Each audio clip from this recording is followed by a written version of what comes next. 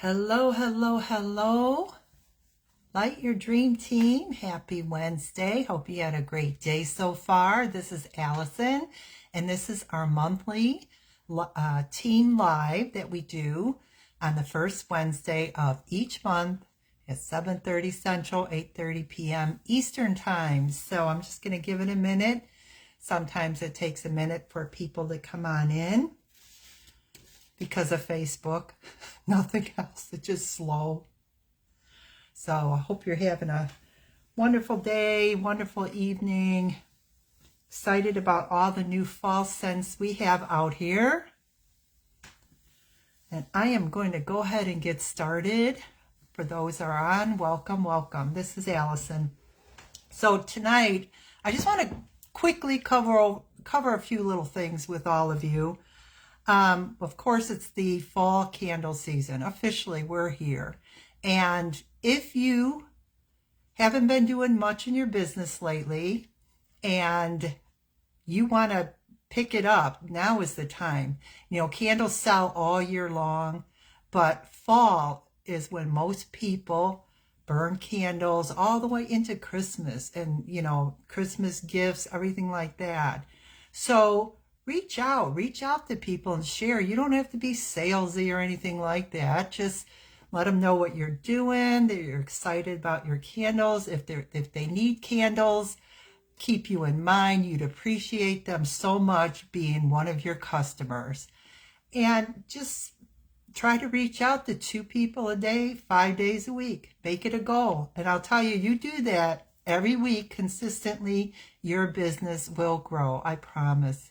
Just reach out, step out of your comfort zone, and just share what you're doing.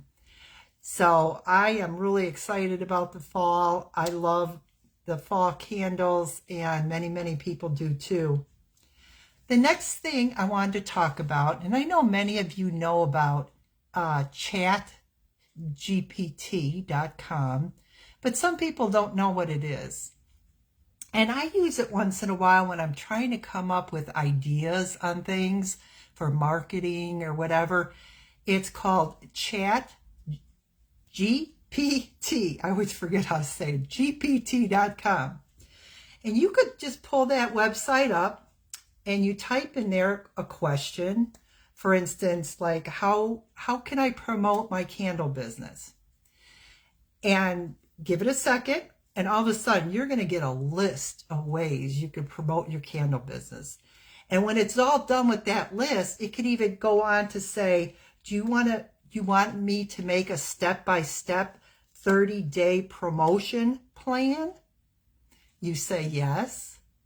And you know what? It's going to give you a 30-day promotion plan. Ideas on how to market on social media, email marketing, everything. It's really, really awesome. And you know, like I said, I use it once in a while for when I'm running out of ideas on things. I'll type something in there and say, give me some more information about palm wax that I could share, or give me the difference between soy wax and palm wax, or whatever you want to type in there, it's going to tell you.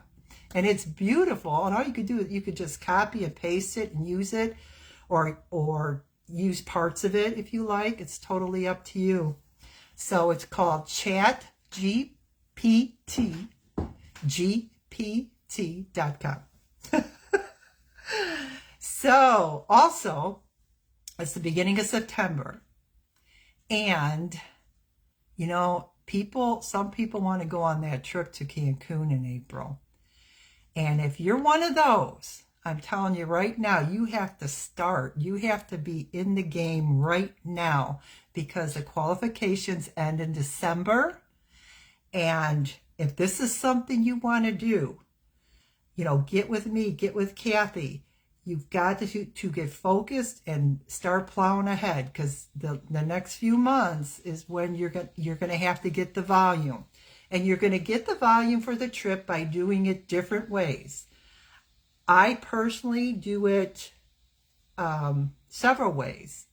Face-to-face sales, my local customers, online sales, which isn't a lot, but with my email marketing, and I contact my customers every single week, I get sales. from my customers that have bought from me before.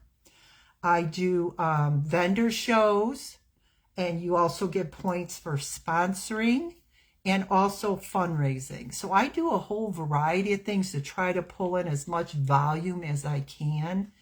And really, fundraising, I think, would give you the most amount of volume, although some people make all their volume for these trips just doing vendor shows and their customers. Now, I don't go to vendor shows every weekend. I go to 5 or 6 a year. That's it for me. It's a lot of work, and it ties up your weekend, which I really don't want to do. So I'm focusing on fundraising for my volume. So if you're interested in earning the trip, you've got to buckle down now, because otherwise, the longer you wait, the harder it is to get that volume to the point where you can actually earn the trip, okay? And like I said, get with us if you have questions or need help with something on that. So what I wanted to show you tonight is how I find, let's say, dance studios for fundraising. How do I find these studios to contact and send them an email and send them the fundraising guide link and just talk a little bit about the candles and their profit? So I'm going to grab my phone and, oh, hold on a second. Okay. I'm going to grab my phone so you can see the screen on my computer, because otherwise it's going to be too hard to explain. All right, let me flip the camera. All right. First of all, you're going to go to Google, and right here, I'm going to put Dance and Rockford, Illinois. Click on that, okay? Scroll down, and you will see a map. This is Rockford, Illinois. And see all those little red marks? Those are all like dance or performing arts studios, things like that, right here. If you go to the left and you hit more places, you're going to see, I hope you could see it okay. My hand's shaky. Okay. You're going to see a whole list right here on the left side. Look at how many dance studios. Now, these aren't all dance studios like I want to contact. For instance, I know Arthur Murray Dance Studio is older people learning how to dance. So I'm not going to contact them, but that's up to you. I'm looking for the bigger dance studios where kids go for competitions and stuff like that, where they're looking to have the money for their costumes. I don't know. I forgot what they call them. Did they call them costumes? I don't remember. But I look for regular dance studios that travel and compete and all that. So, for instance, this first one here, Rockford Dance Company. So I'm going to click on their website. It's going to pop up here. And the first thing I'm going to look for is contact. I want to get that email. So I'm going to, let me just click out of here. I'm just going to scroll down, see if the email's at the bottom. And sure enough, it's right here, info@rockforddancecompany.com. So I'm going to take that email and I'm going to start my list. I'm going to write down Rockford Dance Company, and I'm going to put the email next to it. Now, if I'm on this website and I'm not seeing an email, most of the time up here on the top or along the side, it'll say contact. And that's where you can get a lot of the emails. So like here, and then the next one is Evolve Dance. It's a dance company. So I'm going to click on the website. Well, we're going to just skip this one for some reason. It's not coming up. Let's go to Dance Tonight. I'm going to click on the website. Okay. So this is the website for Dance Tonight. I'm going to go up to the contact up here. Now they're having you fill out a form, which I don't want to do. I want to get the email. But I scroll down and I see it right here. Okay? So I'm going to put on my list Dance Tonight and this email. And I'll just show you one more. Just go back, scroll back. I'm going to skip Arthur Murray. Let's go to Fab Dance. Okay. Fab Dance and Fitness. But look at all these dance studios here. Sorry, my computer's a little slow loading this website for some reason. Hang in there. Okay. It's really slow. No, we're not going to do that one. But anyway, that is how I find the dance studios. So then I write them down on a list. Now on this list, there's 10 of them I wrote down. And I got a response on, oh yeah, I did get a response from Fab Dance. And she wanted more information. So I sent her a packet out on the 18th. An information packet. A cover letter. The profit sheet that, shows how much they can earn. I also sent them a fundraising form, a couple samples, a little flyer on the palm wax candles, just things like that. And then this one responded and said, the grandma does the fundraising for them. So I just kind of crossed them off my list. The reason why I have the Fab Dance crossed off is because I have a separate folder now, a separate folder for them because I had already sent them information. So I want to make sure I stay on top of that and follow up with them. Okay.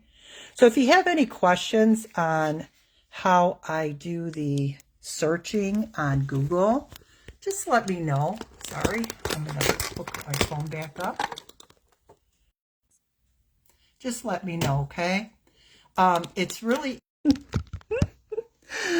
So anyway, if you have any questions on how to find... And the reason why I'm saying dance studios is because if you're just starting out contacting fundraisers, I wouldn't go toward the schools right now because some of the schools, it can get quite large and overwhelming, okay? Unless you're focusing on smaller groups in the schools like the cheer team or, the soccer team or something like that, or prom, like I have a high school that I do prom for every year.